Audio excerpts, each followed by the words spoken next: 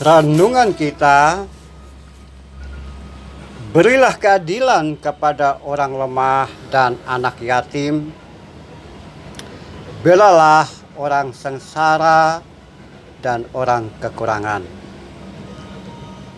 Luputkan mereka, luputkan orang lemah dan miskin, lepaskan mereka dari tangan orang fasik.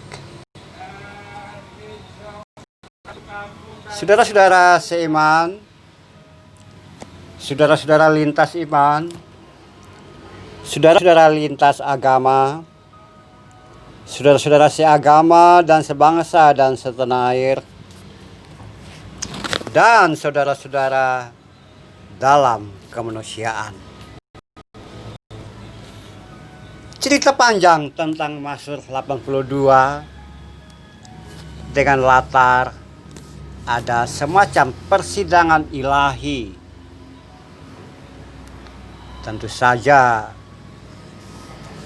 apa yang diungkapkan Asaf ini dilihat secara iman, karena tidak mungkin manusia melihat ada persidangan ilahi di suatu tempat tertentu dan terlihat dengan mata manusia biasa. Tentu saja Asaf melihat dengan keyakinan iman bahwa ada semacam persidangan ilahi, dan dalam persidangan itu memutuskan bahwa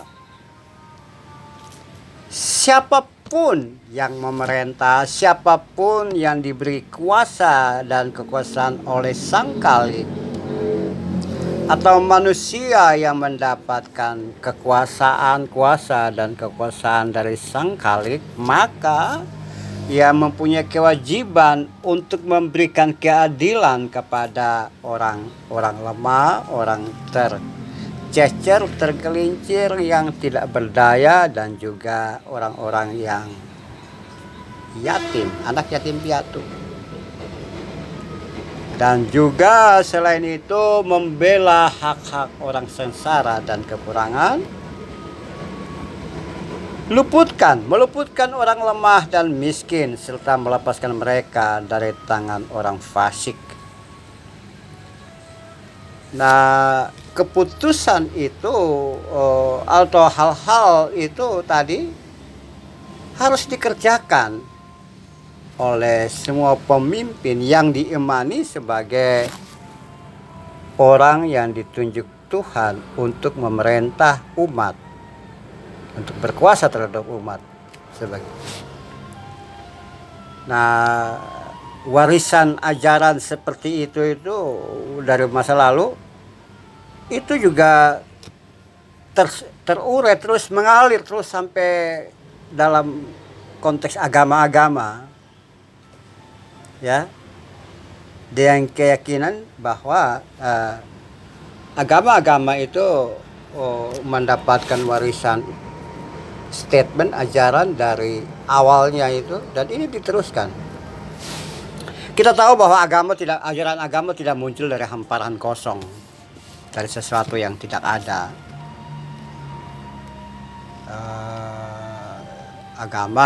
Ajaran agama tentu saja muncul dari suatu tradisi lisan, tuturan, atau satu konteks yang sebelumnya sudah ada, kemudian diurai, ditata ulang, disistematikan menjadi ajaran agama. Nah, termasuk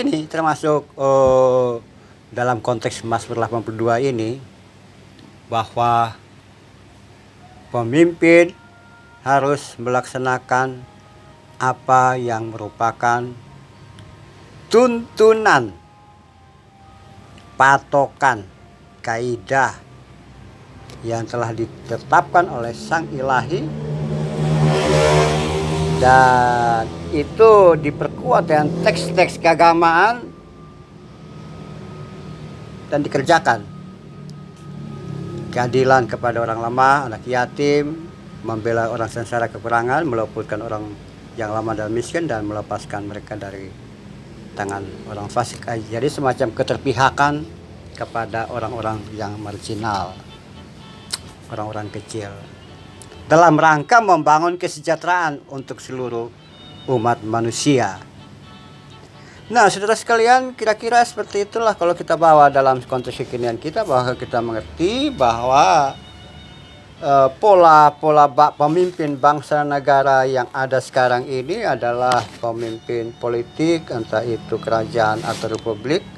Semuanya mengalir dari satu proses yang dulu sudah pernah ada, yang dibungkus oleh agama-agama sesuai dengan konteks mereka, konteks siapa umat dan hubungannya dengan Tuhan. Namun ketika kita melepaskan aksesoris ilahi dari warisan tadi, maka kita bertemu bahwa ini adalah semacam statement kebangsaan, tanggung jawab moral ya, yang umum, general, yang patut dikerjakan oleh seorang pemimpin di dalam interaksi dengan masyarakat, di dalam memerintah umat.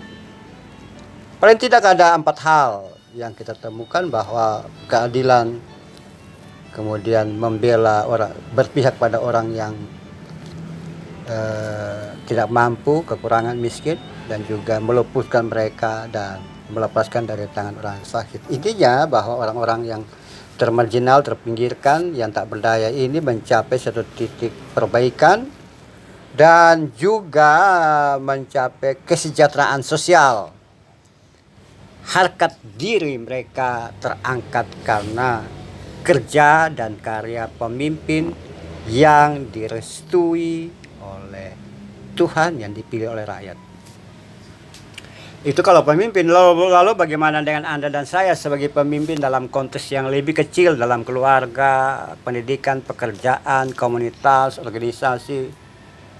Tentu saja kita bisa seperti itu jika dalam artian kita mempunyai keterpihakan kepada orang yang lemah, orang yang dilupakan, orang yang kecil. Kita melakukan sesuatu dengan tata aturan organisasi dengan baik, atau kita melakukan banyak hal dalam rangka menunjukkan kesetiakawanan sosial kita kepada mereka yang kurang beruntung. Ya, itu ciri khas, entah itu melalui bidang amal, bantuan, diakonia, atau kegiatan bantuan sosial, bakti sosial, atau apapun itu, termasuk advokasi publik. Karena dalam Mazmur 82 ini jelas bahwa berikan keadilan dan membela itu merupakan bentuk advokasi publik kepada orang yang lemah, orang yang tersingkir, orang yang tak berdaya. Berilah keadilan, belalah hak orang kekurangan. Itu hal yang pertama. Advokasi publik ini bisa dengan percakapan, negosiasi, atau berdiri paling depan ketika orang lemah, tertindas, atau tercecer, atau mau disingkirkan. Yang kedua, dalam masalah 82 ini jelas bahwa luputkan dan lepaskan mereka dari tangan orang fasik, termasuk memberikan bantuan, membuka jalan agar orang-orang kecil itu bisa memperbaiki kualitas hidup dan kehidupan, dan juga bagaimana membuat mereka atau memiliki rasa aman. Jelas bahwa rasa aman ini mereka mampu aktualisasi diri dengan baik dan benar. Jadi saya bungkus Mazmur 82 ini ke dalam satu konsep bahwa orang-orang atau kita sekalian harus berupaya untuk melakukan apa-apa yang disebut advokasi terhadap yang lemah, memberikan rasa aman, dan juga memperjuangkan hak-hak kemanusiaan orang-orang tersebut. Ya, Anda bisa? Ya, pasti bisa. Itu aja. Hanya dengan kata-kata, hanya dengan perjuangan. Tidak perlu yang menjadi organisasi besar atau lembaga hukum atau apapun, tapi kita tampil melalui kata-kata, melalui tampilan diri, melalui tangan kerja dan karya kita atau membuka jalan bagi mereka pun itu sudah merupakan menjalankan apa yang Tuhan mau dari hidup dan kehidupan kita. Kita tunduk kepala.